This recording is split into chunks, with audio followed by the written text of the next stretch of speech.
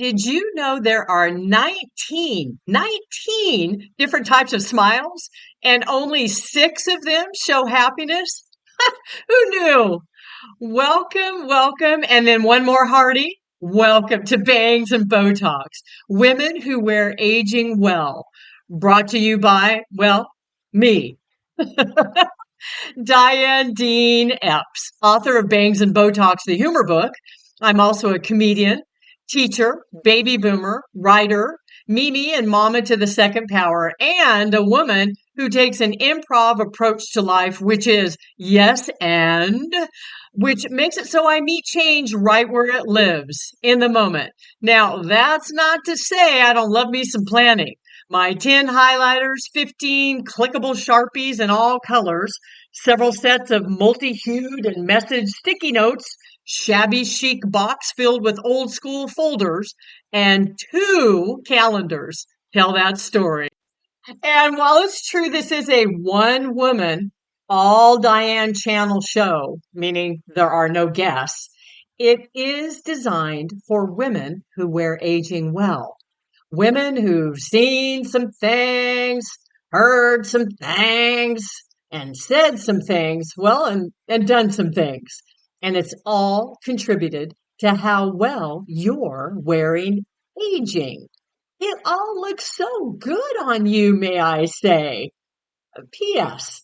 And to my XY chromosome friends, the welcome mat is always out for you too.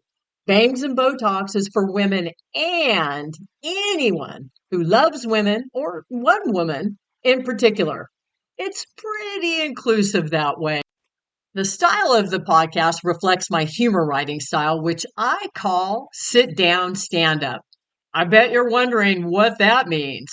Well, the vibe of the show is definitely the same as when you're having a good time at a comedy club where the entertainer's whole goal is to make you laugh as they execute what we call in the comedy biz a tight five, representing 5 minutes of endless yucks. Well, think of sit down stand up as more of a coffee klatch format.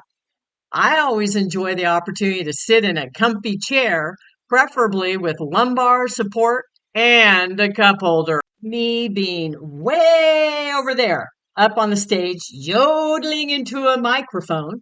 We're sitting at a table across from each other, up close and personal like, eyeball to eyeball. And we're chatting easily about a variety pack of subjects, laughing, sharing, connecting, and generally enjoying ourselves. Well, it's a slice of wonderful to be here with you today.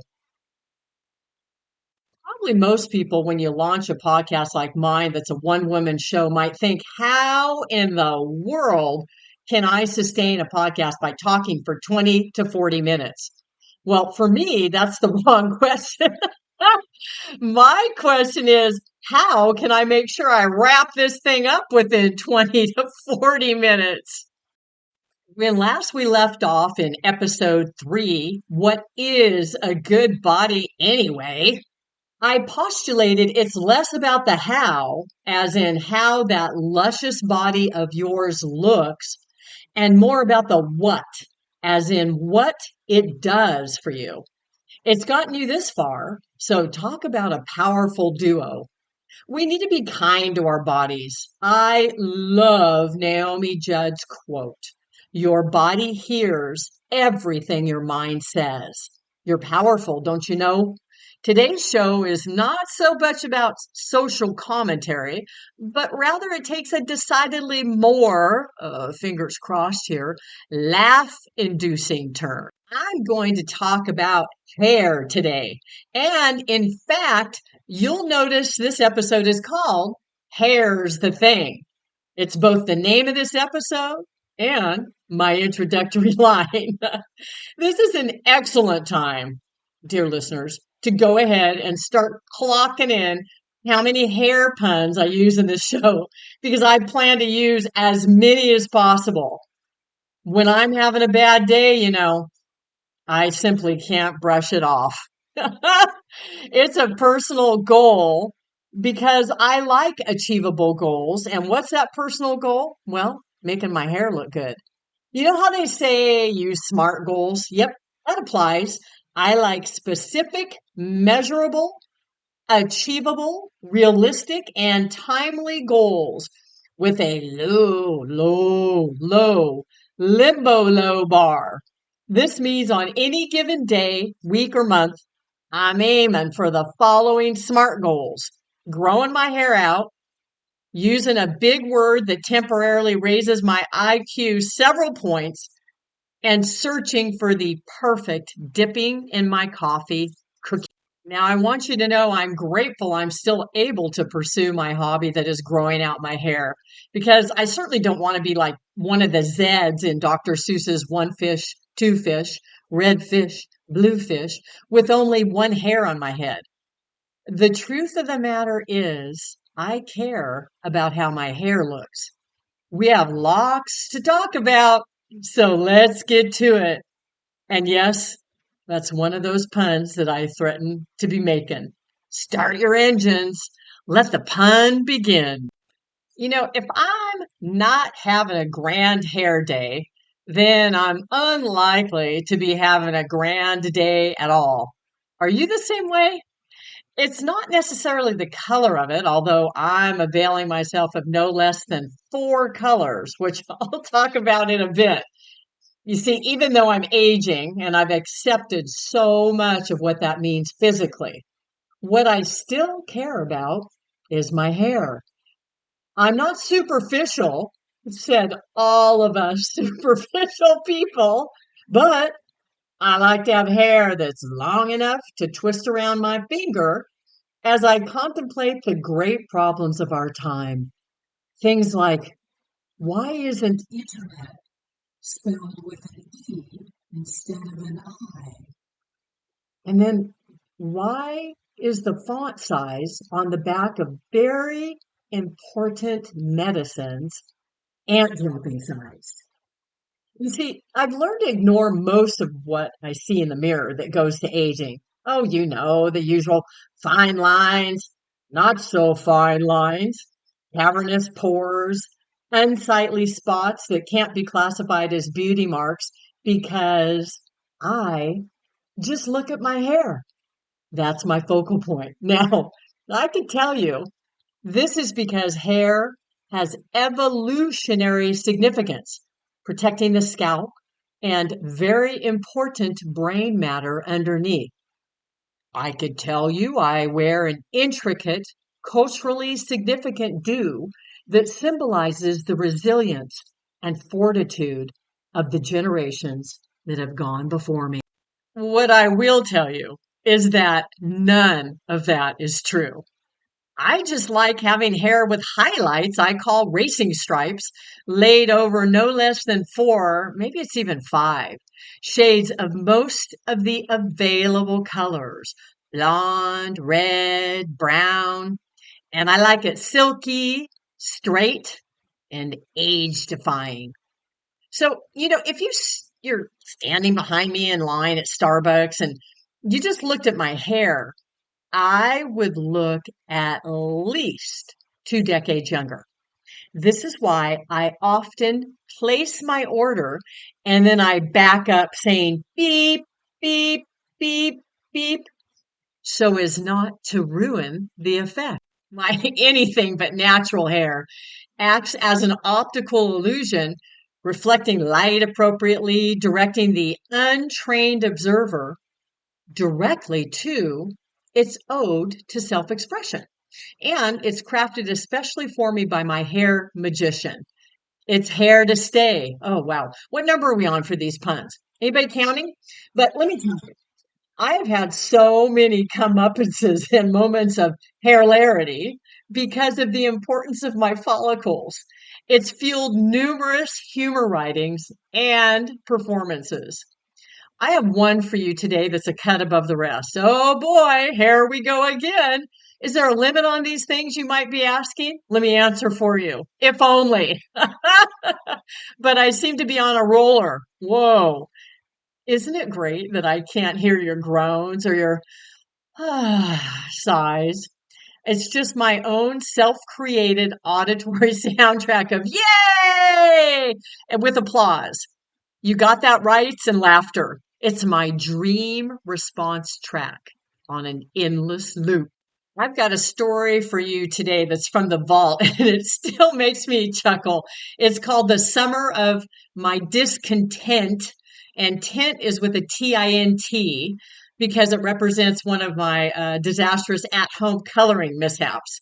And well, it really made it. It led me to needing to give over my head of hair to the professionals. But first, let's talk a little bit about how we can get this conversation going, or if you'd like to, you sure don't have to, you can comment. So before we launch off the high dive into today's episode, you may already have a favorite channel for your podcast, but just in case you'd like to diversify, my show is distributed by a number of providers, including YouTube. And they're all listed on my website at Dean-Epps.com. So if you find yourself in that vicinity, just surf on over to the Bangs and Botox podcast tab. These channels are all absolutely free because this is not a subscription only podcast. It's for the masses. So wherever you land, I'd love to hear from you. So you can drop me a line through my website contact page or let me know what's cooking in the comment section. All right, let's do this. As this podcast is called Bangs and Botox, emphasis on the bangs. And the theme of today's show is hair.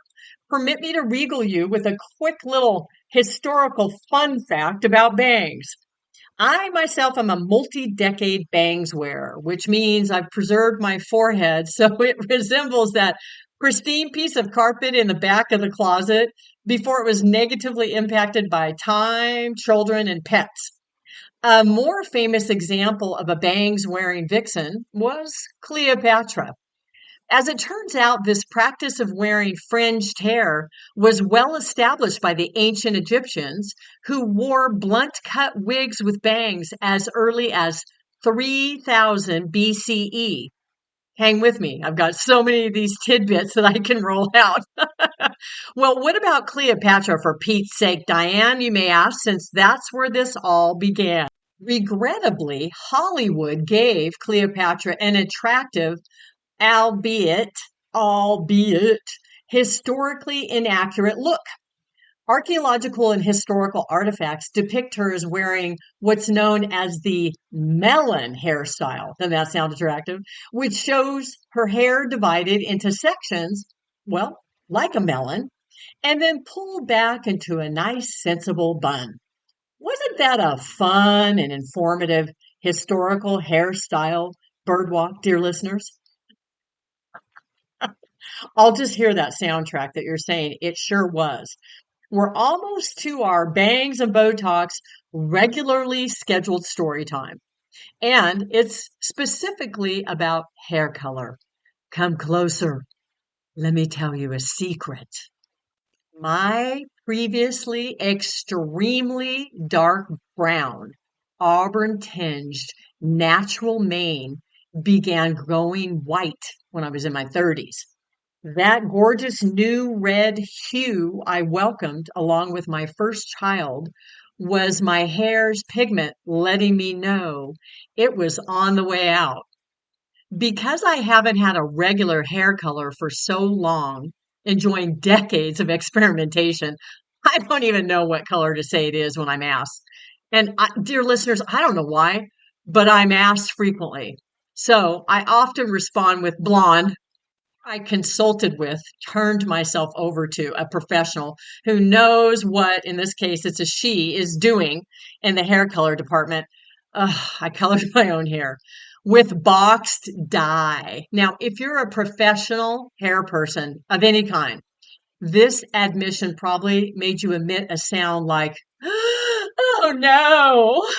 Strangely enough, that's exactly how I sounded and what I said when I colored my own hair.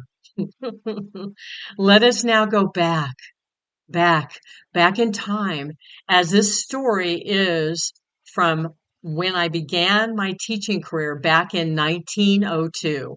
All right. It's more like in 1992 or thereabouts. And that means while most of these cultural references I'm going to have in this story have stood the test of time, some have not. This is written in present tense, though it is decidedly from my past. I call it the summer of my discontent. I teach for a living mainly because I can't find a mallet large enough with which to beat myself over the head repeatedly. Sometimes I think the mallet would be an infinitely kinder option, especially on those teaching days when the lessons are mine and not the students. You see, high school kids aren't actually in class to learn things like math and English and science. That's an opinion held only by those who have never taught adolescents, which includes politicians who have great ideas that should continue swimming around aimlessly in the think tank from which they hailed. Oh no, my friend. The reason why the students are there is to challenge, argue, and cajole. In short, they are all lawyers in training, and no detail is too small for them to notice. Let me tell you, as teachers, we get away with nothing, I tell you, though we plan for everything. At no time was this more apparent to me than when I experienced a hair coloring crisis. This is when DIY should stand for doing it why? That's more of a question than a cute acronymic statement representing self-sufficiency. After breaking a brush, a nail, and my heart, I had come to the conclusion that I was overreacting to what I had wrought one weekend. See, I had spent the weekend creating a new hair color in my bathroom lab. But then I realized, because the mirror told me, that the results were really poor indeed. The color of my hair was not to be found in nature, nor in any reputable hairdresser's shop. Could be described as Joan Jett black with a bit of a Ronald McDonald clown red providing an eerie glow. I mean, the fact that I had ended the weekend by dimming all the lights, issuing sunglasses to family members, and forbidding any discussion of my hair probably had contributed to my optimistic opinion of how my locks looked. Also, I had decided that, well, maybe because my eyebrows are extremely dark, that might tie the whole look together. So I gave myself a pep talk because, I mean, what choice did I have? Wrong hair color isn't exactly covered by sick leave. So I thought, okay, I can pull this off. Maybe it's not as bad as I think it is. Hope was in the air, or should I say, hope was in the hair. It was Monday, and I floated in on a breeze of peroxide with just a slight hint of grapefruit conditioning treatment. It smelled rather like Florida when the snowbirds arrive, I would imagine. All in black. I call it my Johnny Cash collection, secretly coiffed and ready to educate. I greeted my eager students by welcoming them into the classroom. Okay, it was cold outside that day, so maybe they weren't so much eager as cold, and they just needed, a warm place to alight. So hurry, Mrs. D. So I thought I was prepared for the day. Thought being the operative part of that sentence. As I walked to the front of the class, I was primed and ready to impart wisdom, knowledge, and even courage. The latter would be referring to me, into a passionate description of how their English class could help them get where they wanted to go in their lives. I gave a detailed accounting of jobs that could be had, dreams that could be realized, and mysteries that could be solved. I wrapped this all up with a 1-2 punch success story about yours truly and the feats I had accomplished because of the inspirational English classes I had taken when I was their age. This was capped off by telling them how I would go on to major in English and how that degree had unleashed a veritable floodgate of opportunity. I had them. They were all looking at me. Oh, I savored the moment and took a sip of my lukewarm coffee I had made At oh dark 100 that morning, oh, I was heartened by the excited waving of a hand over in the white quadrant of the room. Wow, I mean, how cool is that? My student wants me likely to expand upon this successful career unit. What he said to me was, uh, yeah, dude, well, has anyone told you that you look like that, that scary Elvira, mistress of the darkness lady? Much guffawing ensued, and I logged in yet another fine moment in public education when my intention didn't even get near the mark. P.S. Yes, my students often call me dude for some reason. At the end of the day, I traveled to a fine purveyor of fine hair products for my fine hair. I knew what I had to do to correct my color. It was the same advice I gave myself at the end of every teaching day. Lighten up. The next day, I ventured back into my classroom, fairly confident of my new, much lighter shade. I felt ready. The operative word in that sentence is felt. This particular period of instruction found me proposing the possibility that poor punctuation is perilous, almost as perilous as endless alliteration. Immediately, a hand shot up before I could even finish going through my notes for their notes. I was nervous, but this time it was a fellow female of the species, so I was hopeful. Surely she of the aqua tinged hair expression would empathize with me about being judged on the basis of hair color. Was it my imagination or did a hush fall over the room? The kind that usually presents itself when I ask, who threw the spitball that landed in my coffee mug? She cleared her throat and asked earnestly, yeah, hey, so I was wondering, has anyone told you that you look like that home improvement mom? Um, Progress. Thy name is Patricia Richardson. At least I like her hair color. And sidebar, I still get asked if I'm either Pam Dauber from Mork and Mindy or Patricia Richardson. I mean, you gotta love syndication because I'm asked this question today by youngsters and oldsters. In fact, I've been out at various public places like restaurants and bars when people they request that they have their picture taken with me, and I look at them going, "Where's the joke?" They're not kidding. So I I go ahead and I do it. I comply, for a fee. No, I'm kidding. I don't comply at all. I tell them, forget it. No, I'm kidding. I'm happy to participate in the shared fantasy. My recommendations, a little something I call, well, the somethings. I know, way off the cleverness chart, right? So something I'm watching. Oh man, the Devo documentary on Netflix. It's really good. Their claim they're likely the most misunderstood band of all time. Absolutely true in my estimation. I was woefully ignorant about not only what they were trying to do, but why they were trying to do it. I've also revisited what I call a sleepy time show because I find it super relaxing, but the old night court from the 80s with Harry Anderson. It's on Amazon, and I'm just seeing what a talented cast. John Larroquette, Marky Post, Charlie Robinson, and so many others.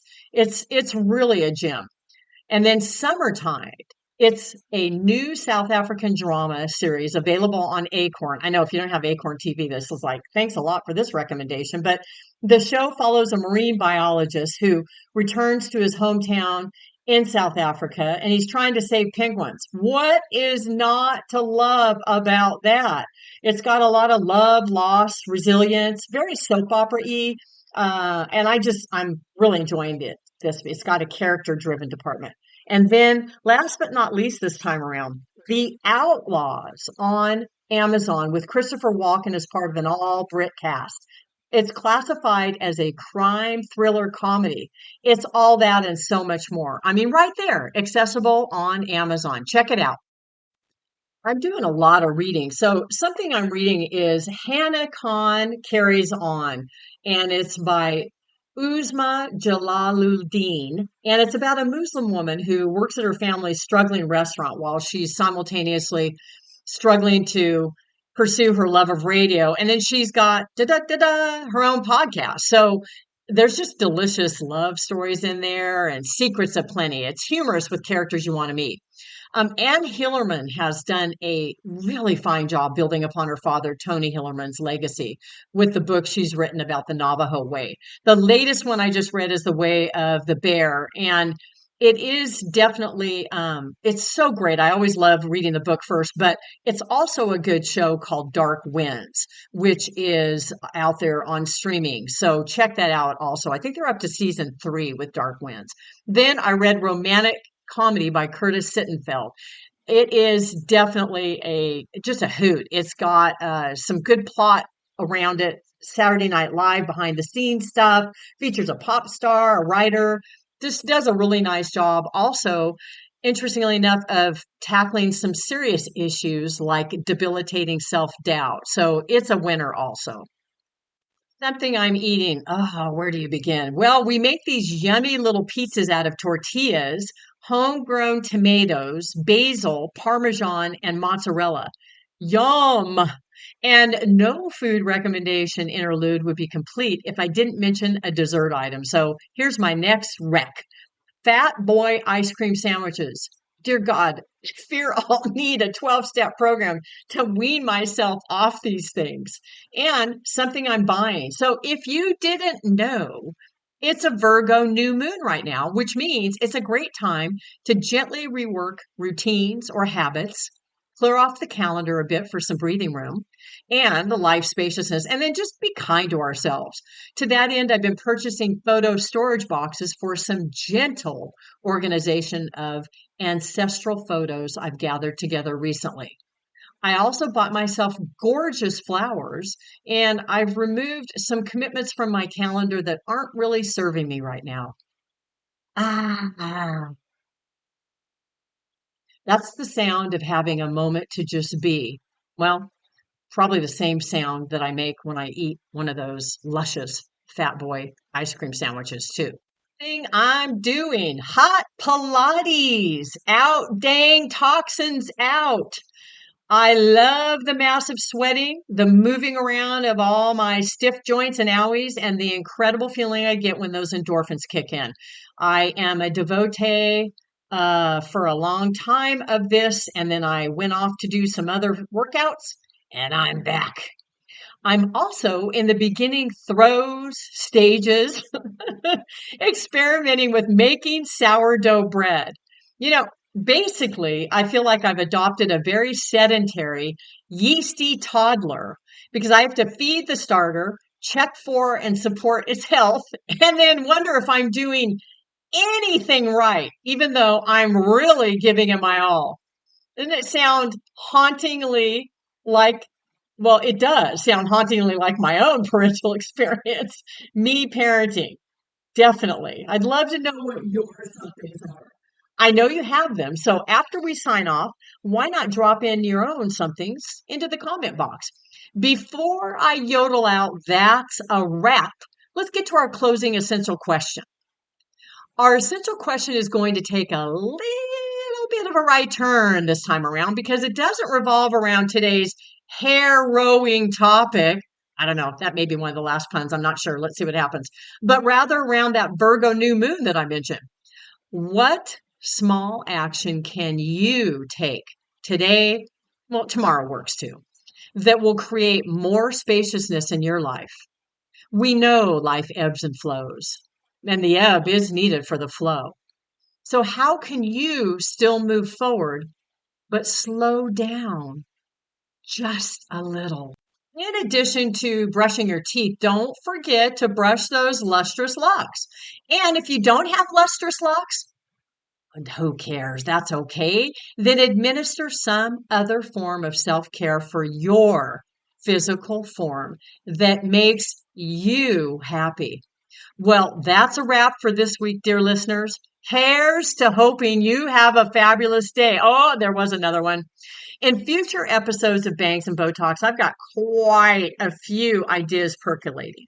This includes relationships, active senior style, trite sayings and old ways of viewing aging, mental pause, and what's actually good about it. And there are some good things. And the work world with the hilarity that ensues when you are the oldest person on the screen or in the room. Please do return to see what I decide because these are all issues, occurrences, and topics we're all dealing with. If this episode resonated with you, made you chuckle, made you ruminate, made you search for punny content you can use in your own life, or made you want to tell someone about it, let me know, would you? You can find me wherever fine social media channels exist. Instagram, Facebook, LinkedIn. I can be located under my alter egos of Ms. Right and Ms. Right Now. And you can reach out via my contact form on my website, DianeDean-Epps-Writing.com. Dear listeners, until our next Bangs and Botox, Women Who Wear Aging Well coffee clatch.